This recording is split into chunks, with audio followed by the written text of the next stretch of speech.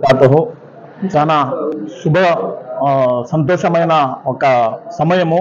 రాయచోటి ముస్లిం యువత ఒక అడుగు ముందుకేసి ఏదైతే ఆడబిడ్డల పెళ్లిళ్లను సులభతరం చేయాలి, ఆడబిడ్డల పెళ్లిళ్లను సున్నత్ తరీఖాలో సున్నత్ మార్గంలో జరిపే విధంగా రాష్ట్రానికే కాదు యావత్ భారతదేశానికి, యావత్ భారతదేశంలో ఉండే ముస్లిం సమాజానికి ఒక సందేశం ఇవ్వాలి. ముస్లిం యువతను ఎలా సన్మార్గంలోకి వాళ్లకు మట్టుకు బానిస కాకుండా ఎలా మా జీవితాలను మేము సాఫల్యం చేసుకోవాలనే ఒక అడుగు పడింది. ఇది రెండవ ఇక్కడ ఒక సదస్సు జరిగింది. చాలా సంతోషము. రాయచోటిలో ఉండే ఉలమాలు, ముఫ్తీలు, ఆలింలు, రాయచోటిలో ఉండే పెద్ద మనుషులందరూ అల్హమ్దులిల్లా ఇక్కడ జమా అయ్యి దీని మీద చాలా లోతుగా చర్చ జరపడం జరిగింది. చర్చ సఫలమైంది.